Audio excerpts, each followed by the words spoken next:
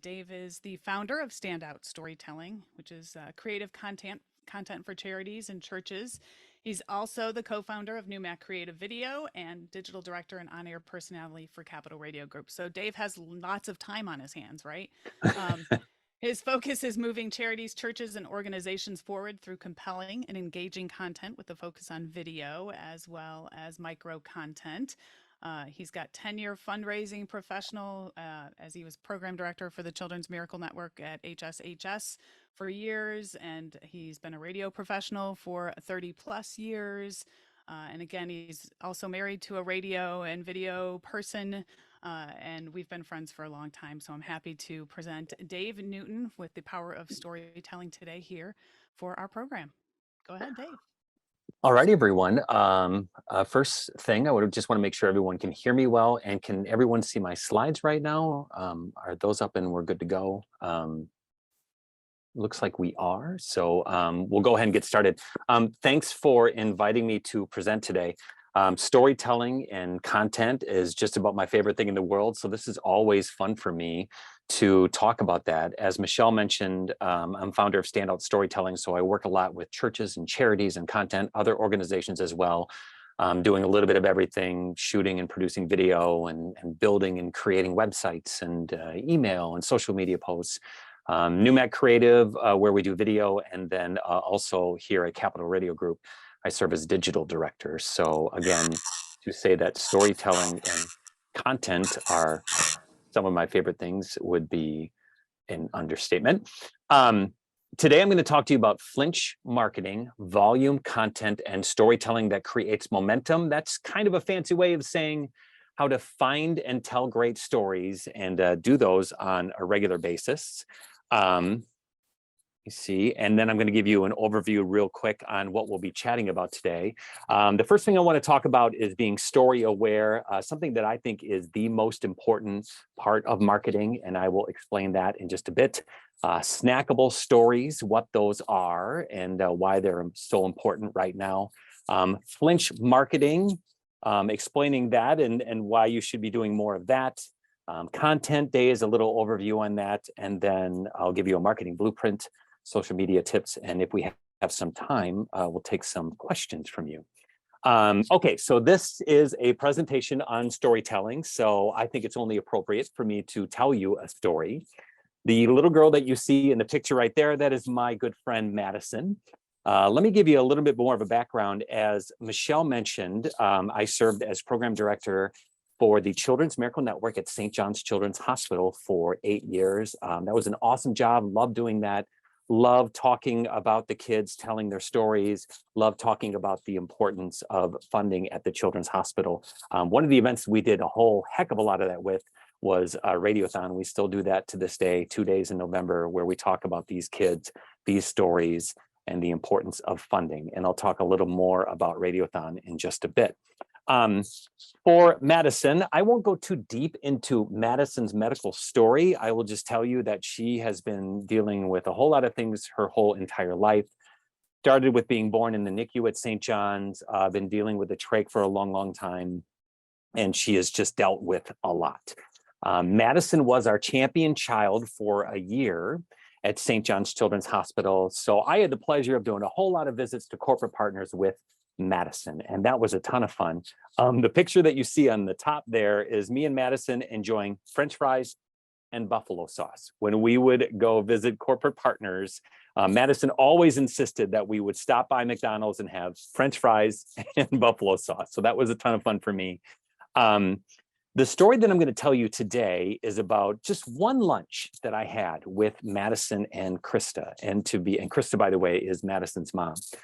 And to be honest with you, this was just a lunch where we were trying to connect because I had bought Girl Scout cookies from Madison. So we were trying to get those cookies to me. And finally, Krista and I said at one point, hey, let's just have lunch. I would love to catch up and find out how Madison's doing and what's going on with her. So we sat down, had lunch. That's where that picture is from. Again, the French fries and buffalo sauce. And I asked Krista, okay, catch me up. How's she doing? What's happening in her world? Any procedures on the horizon? And Krista said to me, okay, well, we've got one coming up at St. John's in about a month. I think we're heading to St. Louis in about 3-4 months. So there's still a whole lot of procedures, on the way. And then Krista said something that I'll never forget. She said, listen to this, Dave. Madison has had so many procedures and has had a needle put in her arm so many different times that the cartilage has built up in her arm, making it harder and harder for them to get a needle in there and find a vein. So imagine that. Imagine a kid that's gone through so many medical challenges that it's hard for them to even find your vein anymore because of the cartilage that is built up because of all the times that a needle has gone into your arm. That always stuck out to me. We went on with the conversation, and then I asked about the trach. I know that that's been in for a long, long time, and that's a dream of that family's, the day that they can get that trach out. And so I was asking Krista about that, and she said, yeah, man, we are getting close. We can't wait till it comes out, and then Madison can, live that dream that she has had for years. And I said, well, what dream is that? And Krista said, Dave, Madison has always talked about the day where she can go swimming and go underwater just like all the other kids. And for that to happen, the trach has to come out, the wound has to heal, and once it does, then she can go swimming. That was another part of that story that really stuck out to me. And then I asked her about doctors and nurses. How do you like your doctors and nurses, Madison? How do you like the care at St. John's? And of course, they raved about it. She loves her doctors. And then Madison told me, you know what, Dave, I want to be a doctor one day. This is my dream. That is my career that I want to pursue because I want to treat kids the same way that the doctors and nurses have treated me. Okay, so this was just a lunch, right? Just a lunch for me to get Girl Scout cookies from them. But when that lunch was over, the first thing I did when I got out to my car is write down a whole bunch of notes on that lunch and what Krista said and what Madison said. When we got to Radiothon later that year and we started telling stories about these kids, we could have told you about Madison. Hey, Madison has been through so many different procedures. She's been through a lot. So donate now and support kids like Madison. Or I could have told you, can you imagine so much cartilage built up in your arm that they can't even get a needle in there? That's how many procedures Madison has had. I could have told you about the day that the trach comes out and what a big deal that is because Madison has had that trach for years and years and years. Or I would tell you, think about this little dream, this dream that Madison has had for years, the day that she gets to go underwater when the trach is removed and the wound heals. And then I could have told you about the awesome doctors and nurses at St. John's, or I could tell you that this crew has had such an impact on Madison that this is what she wants to be when she grows up. When I talk to organizations about marketing and content, and we go over, branding and campaigns and social media and multi-platform approaches to content, website and email, we can go through all those things. But I always tell people, first and foremost, this right here, being story aware, is the most important thing that you can do at your organizations. The groups that I see that are experiencing the most success, that are doing marketing really well, those are the ones that are story aware all the time. One of my favorite organizations that I work with, by the way, is the Educational Center for the Visually Impaired. Peggy Dyson is their executive director, and 1-2 times a week, I'm getting a text message from Peggy. I caught this picture today. I caught this great video. And ECVI is really growing. They saw a big increase in donations last year. And I can tell you that's because Peggy is just on it. She always is story aware, sending me pictures, sending me video. Okay, so let's see this in action. A shout out to the gang at Compass for Kids. This is an awesome organization. If you don't know what they do, they serve underserved kids in Central Illinois, making sure that they get the same opportunities as their peers in school. And that means catching them up with math, catching them up with reading, and giving them experiences that they might not get before. When I would be in meetings with that Compass for Kids staff, I was always listening very closely to what they were saying. My very good friend, Linda Reed, who for some time was the educational director at Compass. It was fascinating listening to her talk about the importance of organizations like Compass.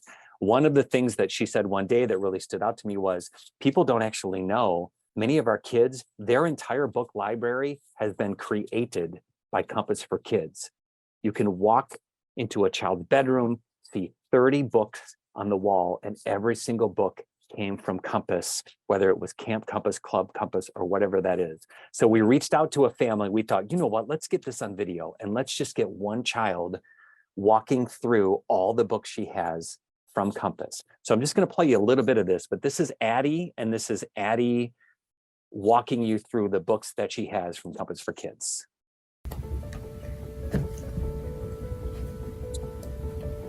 That's the book.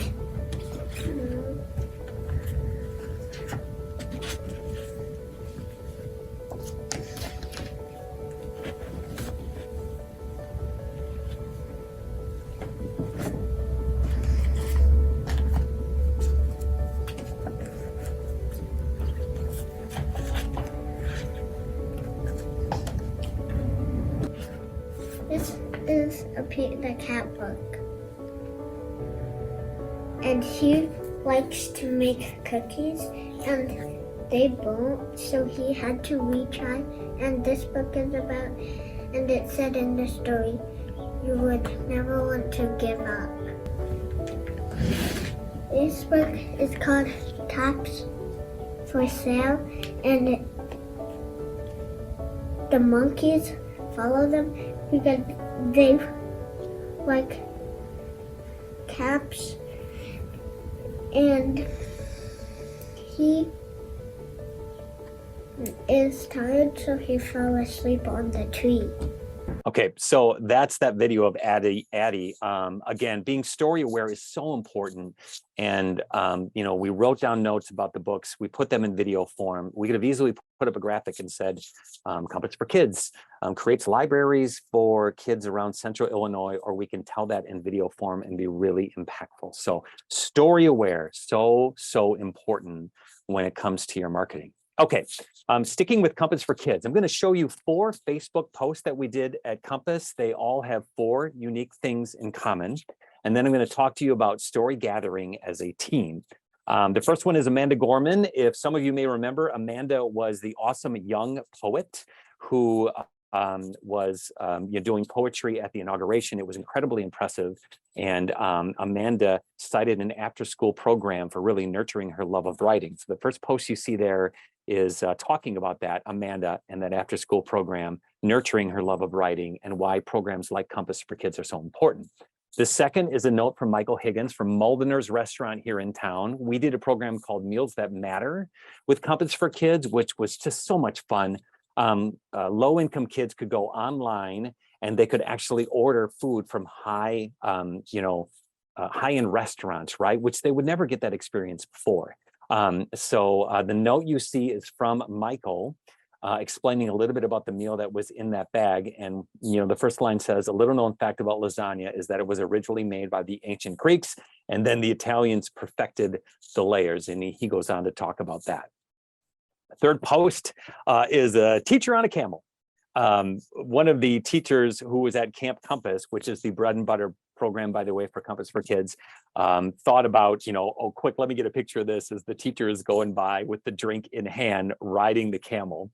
And then the fourth one is, if you remember, it was a whole lot of fun for a while when people were putting Bernie Sanders pictures into different areas. And we put one into one of the Compass Zoom calls that they were doing. And we thought that that would be really interesting and funny.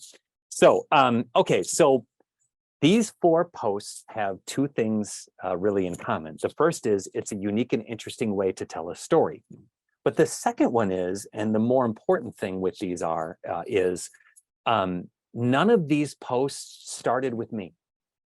They all started with someone else at Compass for Kids. The first one was Molly, our director, who saw Amanda on TV and thought about, okay, let me take a picture and put this up because this is so important. The second one came from Linda Reed at Compass for Kids, who saw the note in a bag, took the note out, and actually took a picture and sent that to me. The third one was a teacher at Camp Compass who just remembered to take a picture as that other teacher was going by. And the fourth was the idea from Cindy with Compass for Kids, who thought it would be really cool to put Bernie into one of these Zoom calls. I cannot stress this enough when it comes to marketing, storytelling, and getting momentum as you're moving forward. Story gathering is really a team effort. And I always tell people, you know, if you have a team of 10 and one person is your marketing person, I know the thinking is, okay, marketing person, go find those great stories and tell them. But here's the problem. The marketing person, 1 of 10, only has access to 10% of the stories. The other 90% of the stories they never hear if the team isn't story gathering as a team. And one of the things that I just loved about Compass for Kids is I was constantly getting pictures and photos and ideas and things that they thought was really cool, that they thought was great content. And I cannot tell you how that changed how we do marketing. So story gathering as a team effort is second only to really being story aware when it comes to my list of what's really important when it comes to marketing. Okay, so snackable stories. I'm going to explain what this is in just a bit, but I'll play you this first. This is Dina Michaels with 1019 The Wolf. Dina has done Radiothon for 17 years now. And this is Dina talking about impactful moments and one that really stood out to her during Radiothon. Well, we've been doing this for a while, so I have a lot of memories, but something that always surprises and inspires me every year, the families that come to talk about the darkest and scariest moments of their lives as a parent, and they do it to spread the word about how important the Children's Hospital is. And I remember specifically Beth Sunnyborn talking about her daughter, Lexi, and there's a part of Lexi's story that is very difficult for Beth to tell, specifically about the memory box that they gave her when Lexi was only days old. And presenting that to Beth in the hospital at the time, and if you've heard the story, then you know, she couldn't and wouldn't look at it for a very, very long time. I still think back to that moment at the Radiothon. She had brought the memory box with her, and I know that we just felt so honored that she was willing to share that with us and open that box up and look through things that, you know, she hadn't wanted to relive those moments. Just thinking about it now, as a parent, I can't imagine having that box of when you didn't know if you would be able to take your child home, or if everything in this little box was what you were going to have to remember them by. And she let us look through those things, and it's such a great example of the vulnerable sides of these families, the moments that we've shared and the stories that we've been honored and humbled to have a small part of, and getting to tell their stories and getting to share moments like that. Those are some of my favorite moments during Radiothon. Okay, so we could have asked Dina, just tell us about 17 years of Radiothon, right? And why it's important to you, something a little more general than that, but that's not what we did. We're always challenging ourselves every single year to tell stories in a unique and different way. And we just wanted to ask Dina, tell us about one moment, one time that really stood out to you, and let's promote Radiothon that way this year. And we did that with all of the Radiothon staff and asked them what their impactful moments were. So snackable stories are just those short stories within the big story. Not only can they be more impactful, but it allows you to tell more stories.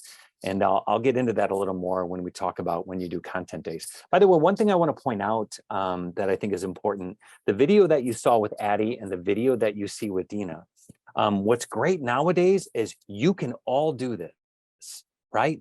We all have high-end, we don't all have high-end phones, but most of us have phones that can shoot fantastic video nowadays. A lot of them are shooting 4K video.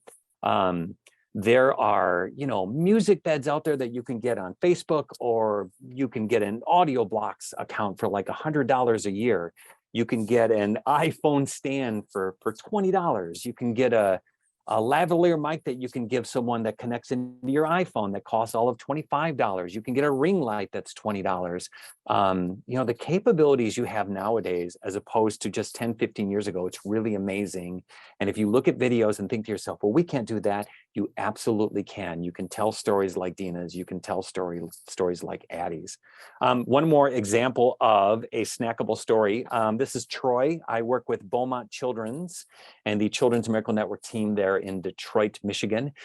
Troy's story is, he's a cancer kid that's been through a lot. Troy cites the music therapy program at Beaumont as something that really stood out to him. He was buds with Holly there, and two little snackable stories within Troy's big story were, number one, they actually gifted him a saxophone. The Children's Miracle Network did. He loved to play saxophone. He loved to do music there at the hospital. And they decided they thought it would be so awesome to gift him the saxophone. And so he talks about that moment and how big that was. And then he also talks about how he wants to do what Holly does. And you can read it right there. The way that she made me feel, I need everyone else to feel that same way. Again, we could have done a very generic quote with Troy and said, the Children's Hospital is important, you should donate, but we wanted to tell those short, snackable stories that sometimes can be a little more impactful. Okay, flinch marketing. Flinch marketing is one of my favorite terms. The best way for me to describe that is any kind of marketing that gets a reaction. A smile, a tear, a laugh, and oh wow, something that just really stands out to you. I always know someone's done great flinch marketing when I hear my wife across the room, if she's on Facebook, say something like, oh my God, did you see the video about blank? Before she even shows it to me, I know that's somebody who did flinch marketing really, really well. Here is an example of flinch marketing. Again, Radiothon. We talk about pet therapy at St. John's Children's Hospital. And, those first few years when we talked about it, we would simply say, donate now. And fun programs like pet therapy, they're so important to these kids. And then we decided, you know what, let's take everyone right into the moment, right? Let's let them see what flinch marketing really is.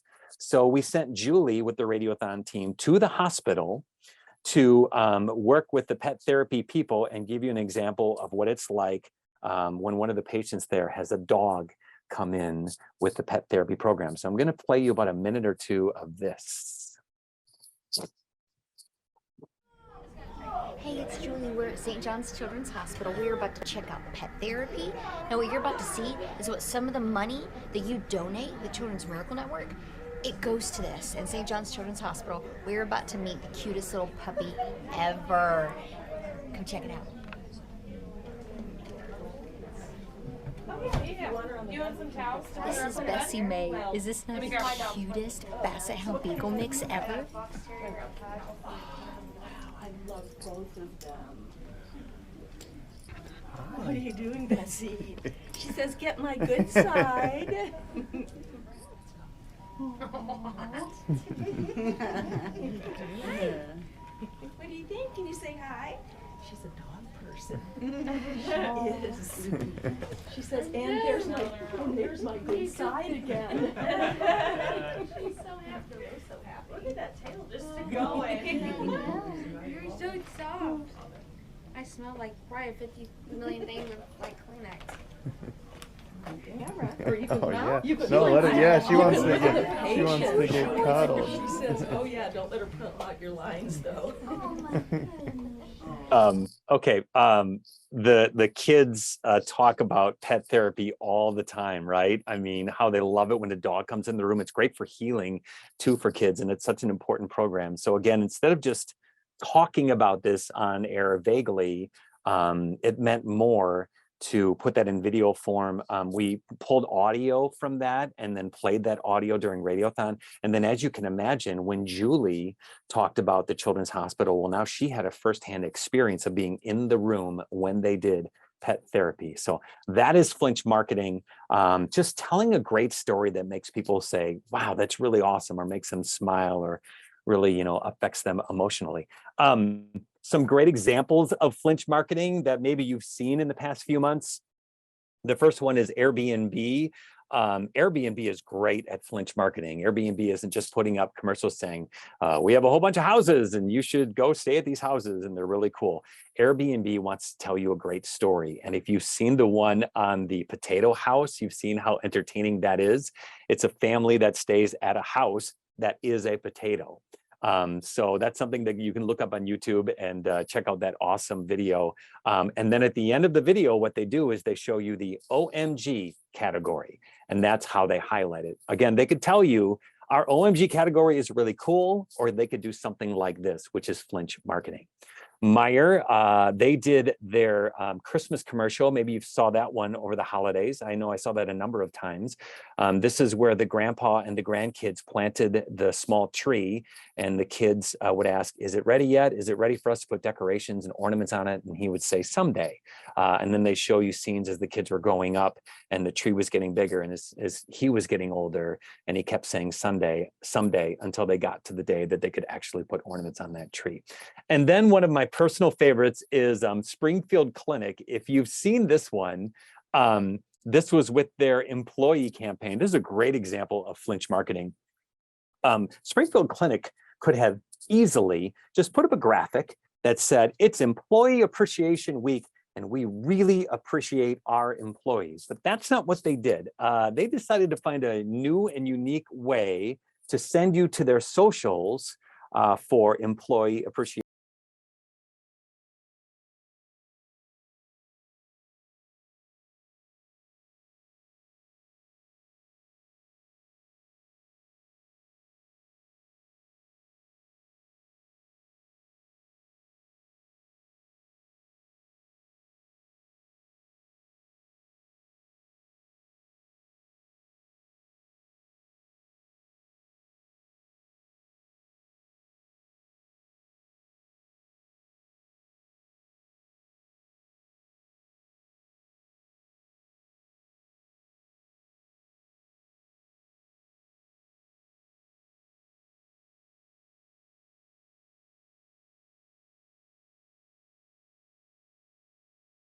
To bring you into Employee Appreciation Week at the clinic. By the way, there's a couple things I want to point out about that video too. The first thing is, I think the last time I checked, it had about 68,000 views on Facebook, which is more than I believe they had on YouTube. When you put out video, a good rule to live by is debut it on your socials and then house it on YouTube, because you can get more views on your social that way. So when you first put it out there, put it on your socials, and then if you're sharing it with people weeks down the line, just send them that YouTube link. The other thing is, and this also goes into flinch marketing, they also did a video of the outtakes, right? Which was really, really funny. If you get a chance to go check that out on their Facebook page, do that. That had about 4,700 views. And that's a great example of flinch marketing too. You know, Springfield Clinic isn't just saying, here's a bunch of videos about our clinic. They're bringing you in through these new and unique ways. And I don't know if I would call it breaking the rules, but that isn't always the norm for a medical group, right? Like they putting out outtakes on a medical page. Not everyone is doing that, but they're doing a really good job of bringing people in through interesting content. Okay, so there you have flinch marketing. Now content days. I'm a big fan of the thinking of volume, not perfection. I try to jump on at least 3 or 4 marketing conferences a year. I'm hearing that term more and more and more. It kind of means this. I know that you can bring people in for your organization, do 6 or 7 interviews, and create one great video about your organization that maybe gets thousands of views. And there's nothing wrong with that. But sometimes what happens is you put it up in January, you put very little content up for 2-3 months, and you just don't get that momentum. Well, content days, or just a content day in general, is a great way to get a whole bunch of content at one time. I do this with almost all my organizations, and it sort of breaks down this way. You bring people in and you do maybe 6-7 interviews, right? Okay, and the first thing that you produce is that main video for that organization with all, 6 featured in that video. Then what we do is we pull out the 6 individual interviews, right? And piece those together, produce them, and scatter those throughout the year. So now you have 7 videos from that content day shoot. Then what you can do is find those snackable short stories within those individual videos. And there's all kinds of them that they can talk about. Why they love the organization, some interesting fact about them, little things like that. So let's just say that you did 6 more of those. Now you're up to 13 pieces of content. On top of all that, then we look for running themes, something they're saying about the organization, what they love about working there. Sometimes you can get at least 3 or 4 of those. So now you're up to 16, 17 videos from this one shoot. The other thing that we do is then we go into the videos and we pull quotes out of those videos, put them on graphics, feature them throughout the day. So think about that. 1 4 or 5 hour time period where we bring 6 people in for interviews and can pull 25, 30 pieces of content at least that you can scatter throughout the year, and again, gain that momentum that we really need. I know this looks a little overwhelming, but this is kind of what the breakdown of a content day looks like. This is the one that we did with Beaumont in Detroit, and we had doctors and specialists and all kinds of people that were involved, and we thought really hard about what they were talking about you know, how they reference CMN funding, about the departments and things of that nature. So that's always beneficial, those content days. Okay, so now I want to give you a marketing blueprint. You might be saying, okay, Dave, this is all great. Listen, this is overwhelming. We just want to get a little better at doing our marketing. So here's sort of a breakdown of some things that you can do to just sort of get started on that. The first thing is posting more on your social media platforms with a focus on stories. So just getting in the habit of telling more stories, getting into routine, maybe having a goal of, okay, we're going to post 6 to 8 times this month. Here's what we want to focus on. We want to make each of these posts different. So let's start by doing that. The second thing to do with your organization is take a fine-tooth comb to your website. Your website is the front door to your organization. You know, the stat, I'm trying to think what the number was. It was something like 70%, but it is kind of mind-blowing. When people were asked, when you went to a website and it was not a well put together website, it looked outdated, it wasn't visual, there was too much text, did you go back? And about 60 to 70% of people said, nope.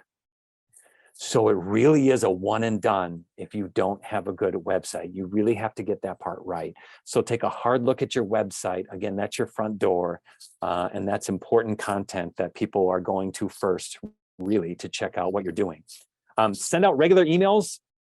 I sometimes feel like this is the most underrated thing that's happening with marketing. I think a lot of people think, well, we don't want to send out emails. Everyone's getting 40, 50 emails in a day. So we just don't want to bother them with another email. The open rate on emails still stands at like 25, 30%. And, you know, your social media numbers are something like it's reaching 5 to 10% of your followers. And you don't even get to choose which followers they are. But with email, it's reaching almost 1/3 of your followers, and that's your core group. And you want to keep them informed as to what you're doing. I have seen so many great results from people that get into a regular habit of sending out emails, even if it's once a month. So have an email gathering strategy. How are you going to bring those emails in and get into the habit of sending out emails at least once a month? Fourth thing on this list for a marketing blueprint, have a video strategy or start a YouTube channel. I know that might seem overwhelming if you don't have one, but you will be amazed how easy it is to start your own YouTube channel where you can start putting up videos and just doing video in general. Anything that you Google now about strategies in 2023 is going to have something about video on there, how it keeps getting more and more important, especially those short snackable stories. And then partnerships. I work with I'm part of the Downtown Kiwanis, and Jay Bollinger is a member of our Downtown Kiwanis, and he's an amazing Kiwanis member because he was always sort of nurturing these partnerships. He's always tagging people. He's always talking about these groups we work with, and you would not believe the number of people that turn around and not only share our content, but are putting up our content organically. So those partnerships mean so much, and they're important to your organization. So if you're just looking to sort of get started and get a little better at marketing, this is a good blueprint on doing that. Okay, Social media tips. Let's run through these a little bit. Brevity is your friend. If you're posting more than 2 paragraphs on a post, it's probably too much. If you've never heard this, people read in sort of what is called an F fashion, like the letter F. It's the same thing with letters. They have the habit of reading the whole first line of paragraph 1, half of paragraph 2, and then scrolling all the way down to seeing if there's anything else interesting to them. So you do not have a lot of time for them to be reading your post. That's why brevity is so critically important, that you're not saying too much in a post. So try to keep it as brief as you can. The second thing on that list, make your call to action above the fold. Above the fold is a term that refers to newspapers where, you know, if you held a newspaper up the front page, you want to put the best stuff you have above the fold on that front page of that newspaper.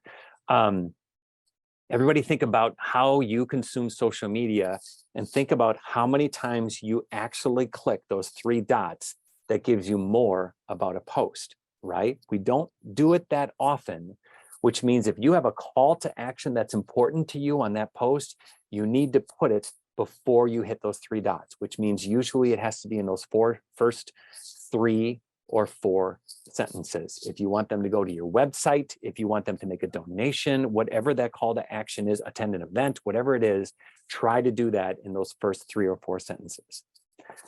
Change it up. It is so easy to get into a routine, and it really is important to get out of that routine. Again, another shout out for Springfield Clinic. If you really want a great example of media and marketing done well, they're always making the next post different than the one before. Maybe it's a picture, then it's a video, maybe it's a graphic, but they're always different. It's really easy to get into the habit of just doing graphic, or picture, but the algorithms will ding you if you do that. So you want to make sure that you mix up your content. Volume, not perfection. As I mentioned, that is getting said a lot in the conferences that I'm in. So think about the ways that you can get 60, 70 pieces of content at least a year through social media or wherever you're posting, as opposed to just doing one great video or one thing and then just not saying much for weeks on end. Boost your post if it's already performing well. I work with First Congregational United Church of Christ, and we saw a couple of videos that were really performing well, that were getting more views than the normal videos. One of them was their members video, and the other one was some music that they had done, a performance that people really loved. And so we said, hey, let's just boost that, right? So we just spent $50 and boosted that post. I'm trying to remember here. I think the number of views for that post was maybe 300, 400 when we boosted it for the musical performance post. We spent that $50. When it was all said and done, that jumped to 5,400 views, which was just amazing. So if you have content that you see that's performing really well, then make sure you at least boost that, because it's just going to get more views if you've already detected that people love that piece of content. Know your audience, how they consume media, and the action you want them to take. I want to start with the know your audience part of that, which is so important. If you've never heard the story of Febreze, Febreze comes out with this product. It's amazing, and they are going to revolutionize cleaning in the home.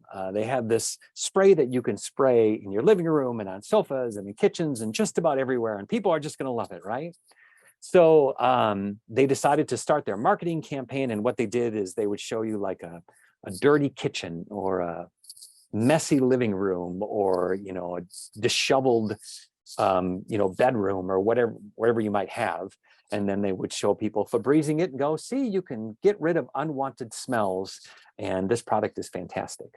If you've never heard the story, sales for Febreze out of the gate did not go well, right? And the reason was they found out through a lot of audience research that wasn't their audience, people who had dirty homes and smells in their homes. Their audience was actually really clean people, right? Because the really clean people would clean their entire homes, and then when it was all said and done, they would Febreze it. right? And that's how that went. So they changed how they did their marketing. So instead of showing you this dirty house and these, bad smells, however they showed that effect in their marketing, they showed you clean houses and people Febrezing, and then sales just took off. So most of the Febreze commercials you see now feature that, and that's a lesson they definitely learned. So know your audience, know how they consume media, and the action you want them to take. Again, I'll give you an example using First Congregational United Church of Christ. Their primary audience, when we talk to them, is really trying to bring in new members. Their secondary audience is their current members. How they consume media, their primary members, that new audience, they love visuals, they love short form, they want to be told a story. And then what is the action that we want them to take? Well, we want them to consume more of that video, more of that content, until they get to a point where they're like, you know what, I think there are really great things going on at this church. I think I'll attend and see what it's all about. Okay, number 7 on this list, 5-to-1 rule. I've heard this in a variety of different ways, 3-to-1 or 7-to-1 rule, but it basically is 5 pieces of compelling and interesting content to every one ask, right? So if you are an organization that has an event coming up, you should be posting 5 things about your organization that are interesting and compelling to the people that are consuming your content. And then after that saying, we've got an event, we would love you to come, please be a part of it. Which sort of leads into this next one. Go into their world instead of asking them to come into yours. Almost every piece of content that you do can fall into one of these 2 buckets, right? Going into their world means that you are asking questions about their pain points, or it means you're telling stories that are really interesting to them. So you are more focused on them, maybe how they consume content, what their pain points are, or why that your organization would be beneficial to them, as opposed to asking them to come into yours. We're awesome. Here's the list as to why, so you should join us, or you should be part of it. Or we have a great event. It's going to be cool. You should do that. So ask yourself that question as you're putting together content. Are you going into their world, or are you asking them to come into yours? And then finally on this list, stories before branding. I have to tell you that this is the one that gets the most debate. Branding is critically important. Not telling you that it's not. How you do your fonts, the messaging you put out there, your logo, all important. But here's the thing. If you put out a post with a quote that falls within your messaging, you have the right font, you have your logo, and you definitely stay true to your branding, okay, good, you're true to your branding. If you put up another post with a quote and your logo, true to your branding, okay. If you put another post with a quote and the logo and your branding, that's fine. Only one problem, nobody's looking at your content because it's not interesting to them, right? You have to be compelling and interesting to people. So careful that you don't get caught up too much in branding, that you lose that storytelling component that happens when you're doing marketing. Okay, so social media tips for you there. One last thing before I'll open it up for any questions that anyone may have. My very favorite marketing person is Julia Campbell. She's more focused in nonprofit and charity world, that's true, but I definitely recommend her to anyone. Storytelling in the Digital Age, A Guide for Nonprofits is my favorite book, and she goes into almost all these things. Volume, not perfection, going into their world, not asking them to come into yours, and just all those strategies. So that is definitely a book I recommend. Another one of my favorites is called The Hook. That's by Richard Krevelin. That tells you about, how people's minds think and getting an idea that catches on, that people grasp onto. And then finally, Likeable Social Media. Again, another one of my favorite books, which can definitely get into how to do social media and how to stand out from the crowd with what you are doing. Okay, that is what I have for you. I want to open it up for questions or thoughts or anything you might want to know about. So Dave, I think one of the things that would be interesting to know is everybody always, I don't have a big budget for marketing, or some people on this call probably do have some budgets for marketing, some don't. So there's that wide stretch of different budgets. But I think your point with a lot of this is you can do this for pretty cheap, right? Yeah. Yeah, absolutely. And I'll give you I don't want to call it a case study, but I will jump back to the Educational Center for the Visually Impaired. Peggy Dyson is their executive director, and that is one full-time. Actually, now that I think about it, I think she's just part-time. But Peggy is always looking for those pictures and video and putting those up. Peggy will boost a post every once in a while for $50, $60. We've done those things with tripods and lights and lavs with them. But quite frankly, sometimes we've gone in there with just an iPhone, or Peggy will even just shoot the video herself, and I'll tweak a little bit of the audio and video. She is excellent at working within that system and the budget that she has. So there are always ways to do that. But the way I always start with it is specifically video. If video is more and more the way, it's just not as expensive as everyone thinks it is. And most of the time you can literally just shoot it on your phone. You can go to YouTube, you can watch a 5-minute video on some strategies with video, like how to shoot in thirds and angles that you should have, how to do interviews. You can do these things at your organization. You don't always need a high-end place to come in and do those things for you. Anybody else on the call want to jump in with any questions?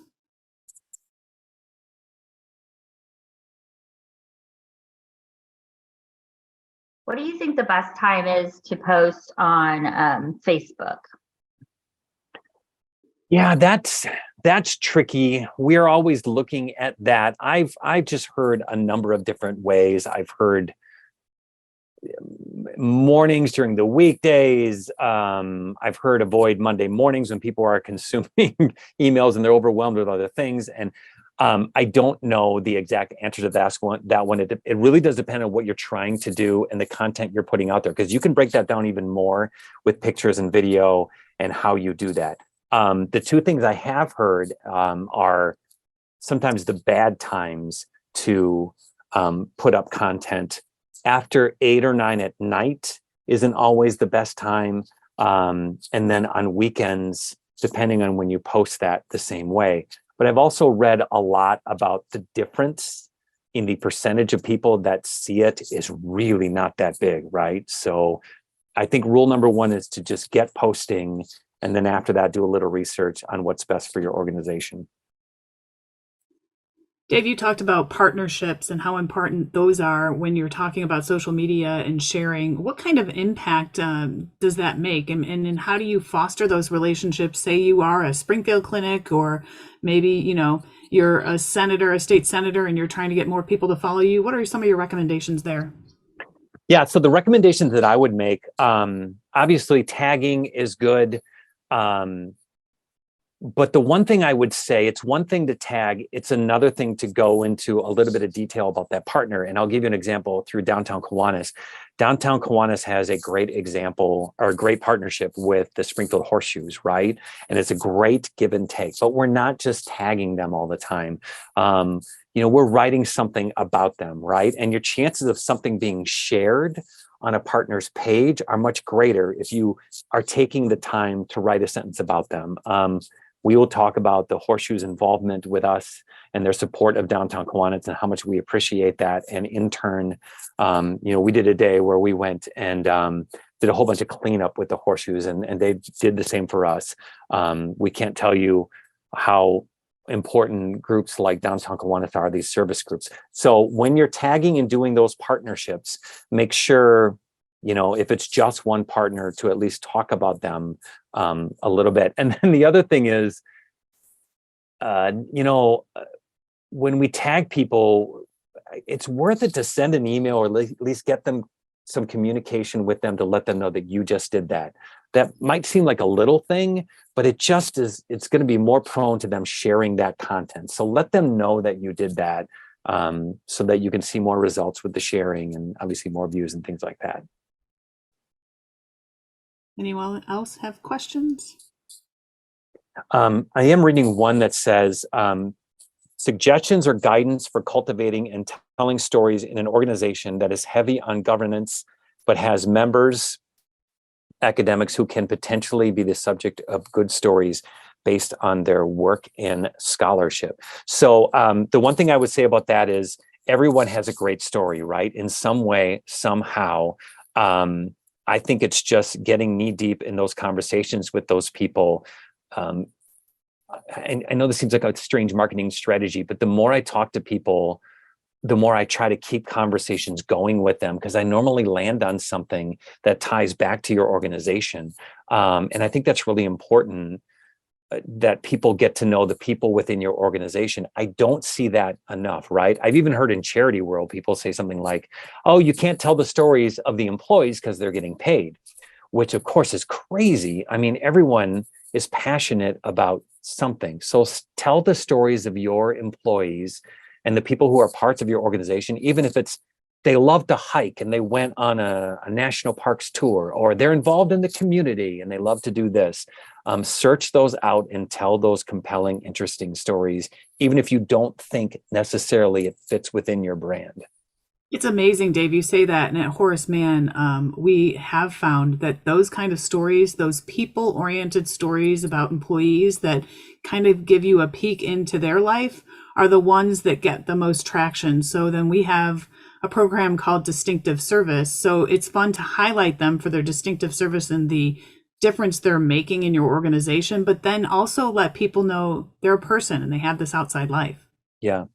Yeah, one of my favorite videos that we did here at the station, Sean Lynch with YMG, they do a program called Christmas Wish, right?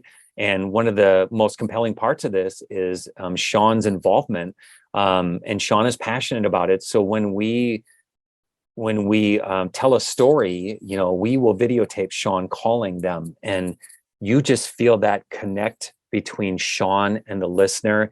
You feel why it's passionate to Sean, and it's just as important to tell Sean's story as it is to tell the Christmas Wish itself. Anybody else have any other questions? I don't want to continue to monopolize questions for Dave.